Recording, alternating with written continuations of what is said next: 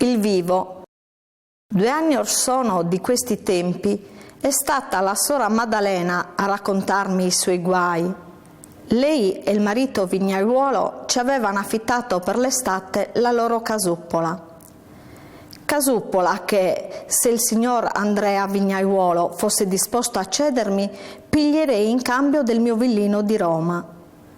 Come un castello costruito da un architetto e da operai nani, sorge fabbricata di piccole pietre calcaree cementate con la semplice terra su un poggio che si dà l'aria di una cima di montagna, e se da una parte guarda Arcigna sulla vigna ardente di sole, dall'altra stende la sua ombra mite fino a raggiungere le ombre di una tremula pioppaia che a loro volta si precipitano giù per la china erbosa e vanno a confondersi con quelle più basse nascoste della brughiera. Giù al mare e intorno al poggio, dal mare al mare, una fantasmagorica di altri poggi verdi coi laghetti d'oro del grano quasi maturo, i gomiti azzurri dei fiumi, le 1000 migliaia di fiammelle delle ginestre in fiore. I giovanetti pioppi scherzano fra di loro, e giù sull'erba un barbaglio di ombre e di luce che pare destato dal soffio del mare. Ma che ne sa la sora Maddalena di questi incantesimi? Lacera e sporca e coi capelli pieni di ragnatele, ella conta i parecchi denari che io gli ho dato tanto per la sua casuppola quanto per gli incantesimi intorno, e dopo averli stretti bene in un fazzolettino se li caccia nel seno dalla parte del cuore. Così è, disse sollevandosi sulla sua gobba, il denaro è mio, la casa e la vigna e la pioppaia sono mie, eppure Andreino non è contento, non che mi maltratti, che allora sì troverebbe il modo di fargli ritornare la strada donde è venuto, ma non è contento, no, non è contento, e scuoteva la testa in su, in giù, di qua, di là, come dando ragione una volta a se stessa, un'altra al suo Andreino. Riprese. La sua idea è di andarsene in città. Là, dice, si aprirebbe una rivendita di vino. Si comincia col vendere il nostro a 3 lire il litro, invece di darlo via per pochi centesimi, come adesso si fa. Poi si compra altro vino appunto per pochi centesimi e lo si rivende caro, e in breve si è ricchi sfondati. E va bene, dico io, non sono di parere contrario, ma qui chi si lascia? Lui non risponde, ma si fa scuro e storto in viso e va via sacramentando, perché la sua idea è di lasciare qui la moglie gobba, che non attirerebbe certo la gente nell'osteria, e di andarsene lui solo laggiù. Laggiù. Ella aggiunse, stendendo la mano a indicare la strada che conduce alla città sconosciuta. Egli trova quante donne belle vuole per metterle a vendere nell'osteria.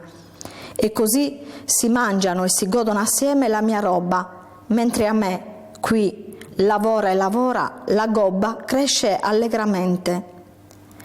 Ella diceva queste cose senza agitarsi, anzi con un lieve accento di ironia verso se stessa. Ma i suoi occhi, piccoli, rotondi e duri come 2 nocciuole, erano pieni di lagrime. Io volevo dirle per consolarla che il destino suo era quello di tutte le ricche donne, brutte, che sposano i bei giovanotti poveri.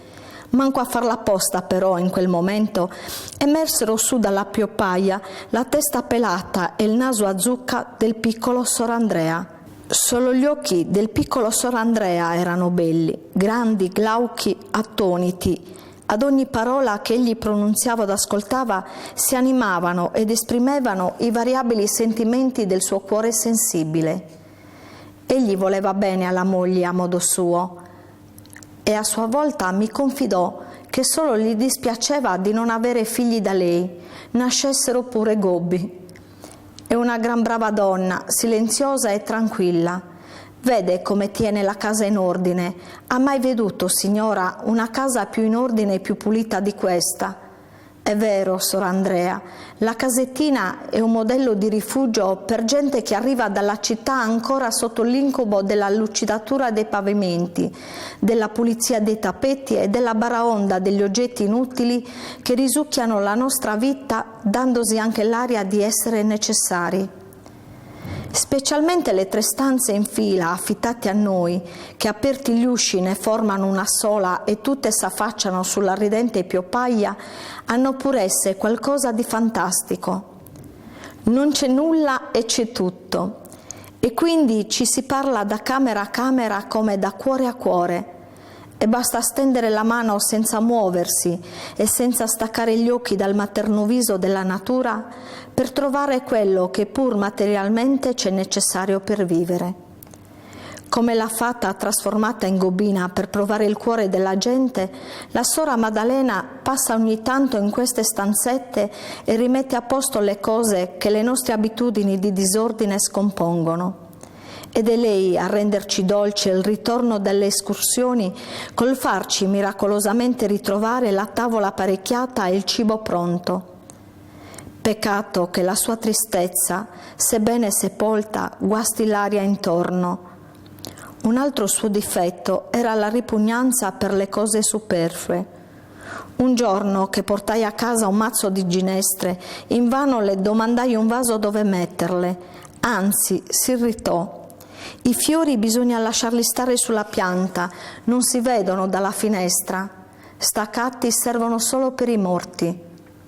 La mia povera moglie è morta, scrisse il Sor Andrea lo scorso anno, quando si trattò di rinnovare l'affitto della casetta. È morta il giorno di Pasqua, dopo che tutto l'inverno è stata a letto malata. Per fortuna è venuta ad assisterla una sua nipote, che era al servizio in città, e questa ragazza, educata e pratica, se lei crede signora, potrà servirla. Sa anche leggere e scrivere.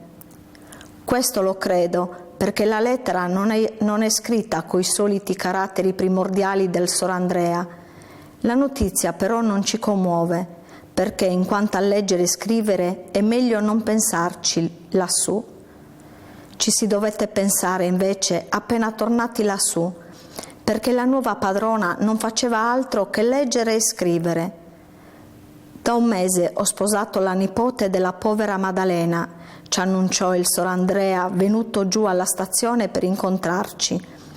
Che si poteva fare? Senza una donna in casa non si sta. E poi è una gran brava ragazza, bella anche, e sembra una signorina di città. Vedrà signora, le piacerà. Come si chiama? Anche questo c'è di buono. Si chiama Maddalena. Così non capita di sbagliare nome se la chiamo ricordandomi la prima. Perché diventerebbe gelosa? Domando io con cattiveria.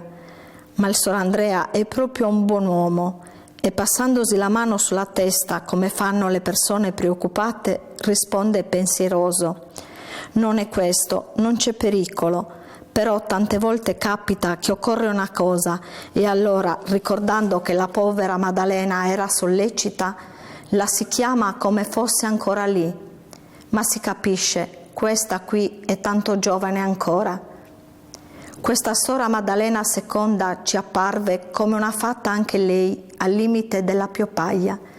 Una fata autentica questa volta, vestita d'azzurro, bionda e rosea, incoronata di pettini e pettinini di celluloide.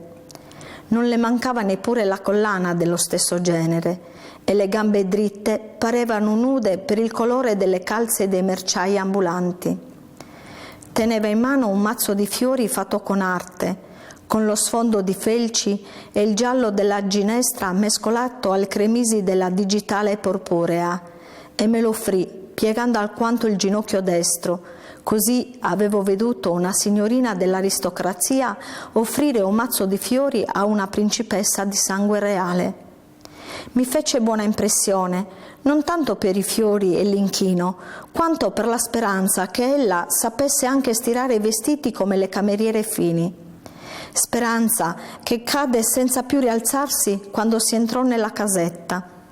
Disordine, polvere, sporcizia, fiori appassiti e dispense sgualcite di romanzi popolari, nonché foglietti della canzonetta d'amore si facevano bella compagnia. E neppure una goccia d'acqua per lavarci, e il fuoco spento come nelle case di nessuno. Maddalena, Maddalena! Maddalena si provava davanti allo specchio inclinabile del cassettone il cappellino che Omero levatta, ed anzi trovò un altro specchietto per guardarsi di profilo e di dietro. Sor Andrea, disse allora al vignaiuolo rimasto di fuori, per piacere, non ha un po' d'acqua per lavarci le mani?